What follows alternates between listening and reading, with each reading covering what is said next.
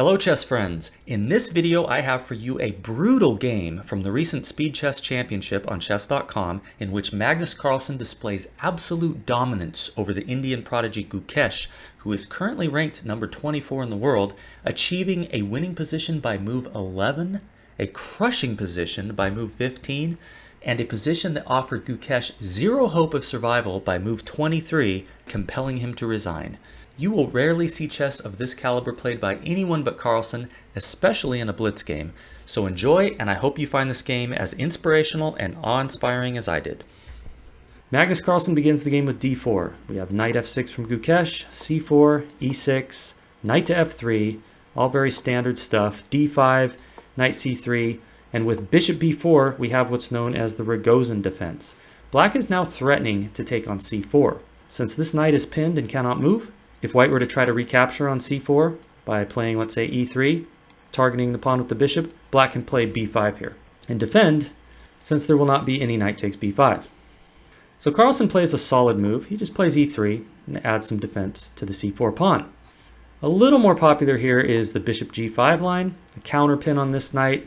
Black can take the pawn on c4, but here, instead of playing e3, white can get away with e4. If this knight here wasn't pinned, there would be knight takes e4, taking advantage of the fact that this knight is not defending that pawn, being pinned itself. And here, if black were to try to hang on to this c4 pawn with b5, white definitely has compensation in the form of this nice strong pawn center. There's ideas of playing e5, attacking the pinned knight. So this is not the most popular line for black. A little more popular here would be h6. But anyway, what's played in the game, e3, is met by castle from Gukesh, and now Carlsen plays a3, putting the question to the bishop. Gukesh takes on c3, which is probably the best move. You could hang on to your bishop pair with bishop to e7, but you're losing a tempo by moving your bishop. After bishop takes c3, check, b takes c3, black has compromised white's pawn structure a little bit, and has also made two developing moves. There's a knight on f6, and black has castled. White only has one piece developed, with knight to f3, and it's black to move again. So black has jumped ahead in development a little bit. A good follow-up here for Gukesh would be c5, striking at the white center. And once white moves the bishop so that he can castle, let's say bishop e2 is played, here taking on c4 is a decent move. And after bishop takes c4, you'll notice the white bishop has had to move twice to get to that square. This position here is identical to the position reached in the game, except one key difference. Here it's black to move. In the game, what was played, instead of c5, was d takes c4. Even most beginners know that in these kinds of positions, you want to wait for this bishop to move most of the time before you're taking on c4. Because here, Carlsen plays bishop takes c4. Now he's got his bishop to c4 in one move, and Gukesh plays c5. And this is the same position we saw a moment ago, except here it's white to move. Black is a tempo down in this variation. White is the preferred side here. Now here c5 was not actually even the best move for Gukesh. Now that you've given up your central d-pawn, the best thing for black to do here is to try to prevent e4. That is known as white's ideal pawn center, e4 and d4.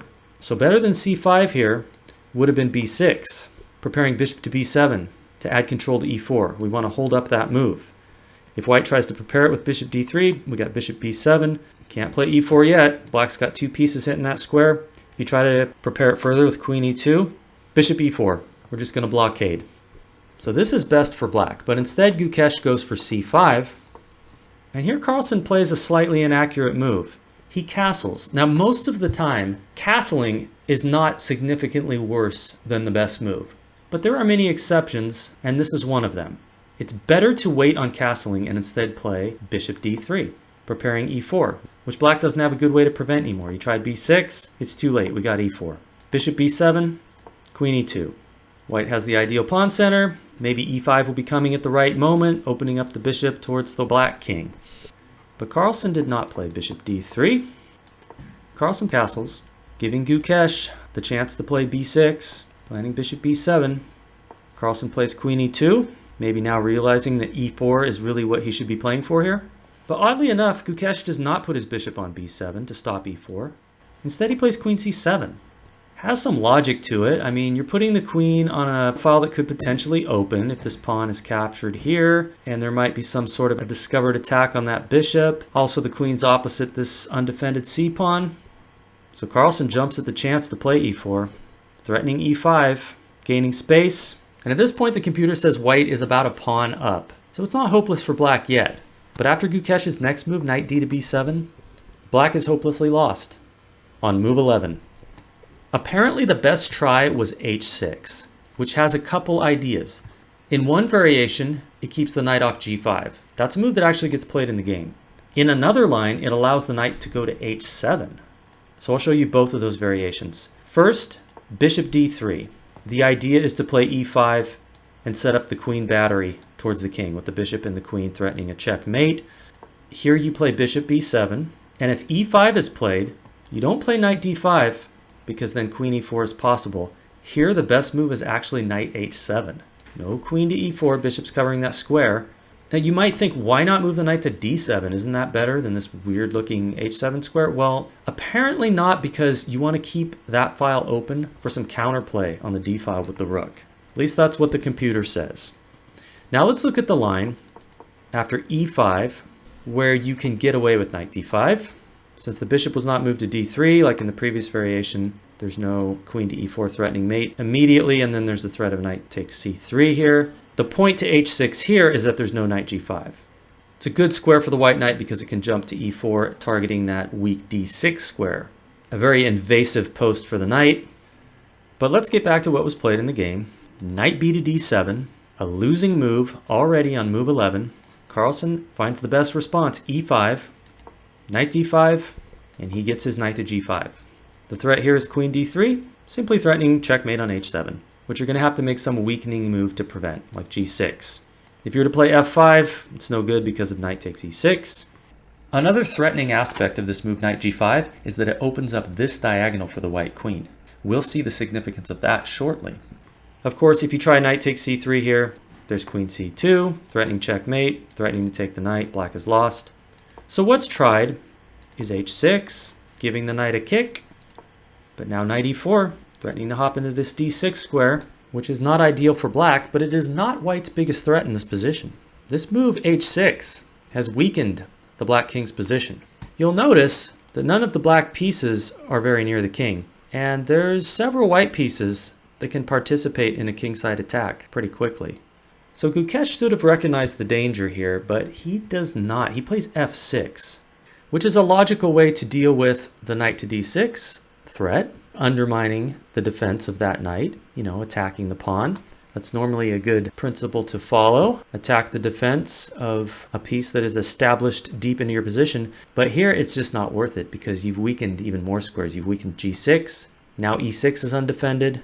And Carlsen wastes no time in exploiting these new weaknesses. He finds a very nice tactical shot here. Take a minute and see if you can find the move that Carlsen played. Bishop takes h6. Now black does not have to take the bishop, but the engine says there's nothing significantly better. So Gukesh just says, okay, prove it to me. And Carlsen obliges him with the move queen g4 check. Gukesh plays king to h8. He had a couple alternatives. You could try king f7, running towards the queen side, but here we got knight d6 check, king e7, queen to g7 check, king's got to go to d8. Now bishop takes d5, e takes d5, knight f7 check, king e8, knight takes h6. White has now two pawns for the sacrificed piece. The black king is not getting out of danger anytime soon, so it's pretty clear to see that black is busted here. I don't know exactly how this should end, but Gukesh avoided that variation. King to h7 would be dealt with by queen takes e6, threatening to win this knight here. Here's a sample line. Knight f4, attacking the queen. Queen to e7 check. King goes here. Knight takes f6, threatening mate. You're not taking with the knight, or you're going to lose your queen, or your rook. So this is hopeless for black. King h8 played in the game was probably the best try. Carlsen plays queen to g6, hitting the h6 pawn, which there's no way to save. So Gukesh just plays bishop b7. At least the rooks are connected. If you try instead f takes e5, there's going to be queen takes h6, king g8, queen e6 check, winning this knight. So at least with the move bishop b7, you're adding some defense to that knight. Queen takes h6 check. Now white has two pawns for the piece, And the black king is horrifically exposed.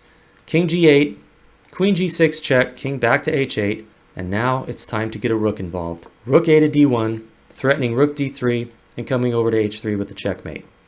So Gukesh decides to give back the piece and grab a couple pawns. After d takes e5, queen takes e5. There is a defensive idea for black. If Carlsen were to try rook d3 here, there's queen f5, challenging the white queen. You don't want to play rook h3 check anymore because here there's queen takes rook. And after the pawn takes, rook g8, look who's getting their queen back. This line actually favors black. I believe black is the winning side in that variation.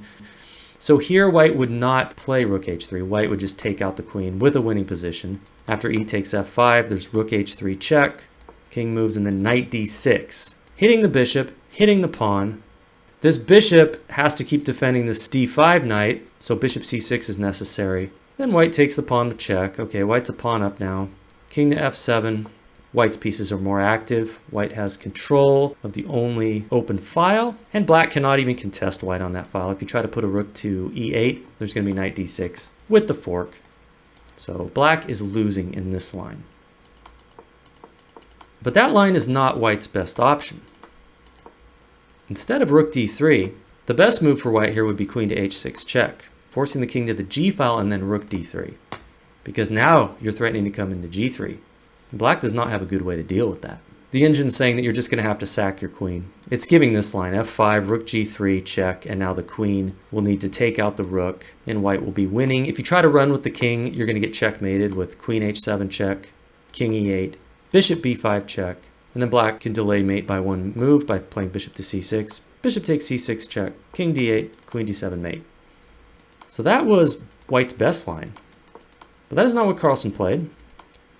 Carlsen went for bishop takes d5, which is winning, but not as easily or quickly. Because Gukesh here could have played bishop takes d5, and he still has his option of queen f5. So if rook d3 is played, we see a line similar to what we just looked at, where the queen goes to f5, and then again, you don't want to play rook h3 because the queen can take, and then rook g8. So you play queen takes f5, e takes f5, knight d6, hitting the bishop, hitting the pawn. Here the bishop can defend the pawn, but rook d2 is just played since the rook was attacked. And now f3 is going to be coming, and then the pawn will be captured. And again, black cannot contest white's control of the open file, because here, if a rook's played to d8, there's knight s7 check. With the fork, and one way or another, black's losing the exchange. You take the knight, there's rook takes d8 check. So black's losing in all these variations, but that was the best try, bishop takes d5. But Gukesh made life pretty easy for Carlsen. He played e takes d5. No more queen to f5 now. Carlsen plays rook d3. And at this point, Gukesh resigns. Because while you can defend against rook to h3 by playing bishop c8, you cannot also defend against rook g3, which also threatens a mate, which you don't have a good way to prevent. So let's say bishop c8, rook g3. What are you doing about that? The computer's saying, just take out the rook. If you try queen to e7 to guard this square, white can simply move his queen to the h-file. Queen to h6 check. You can block with the queen, but unfortunately, bye-bye rook. Queen takes f8 will lead to mate on the next move. Black's only move is to put the queen in the way. Queen takes g8 checkmate. So yet another brilliant performance by Magnus Carlsen. They just keep coming, and if you subscribe to this channel, this kind of coverage of them will keep coming to you. So thanks for watching, and I'll see you on the next video.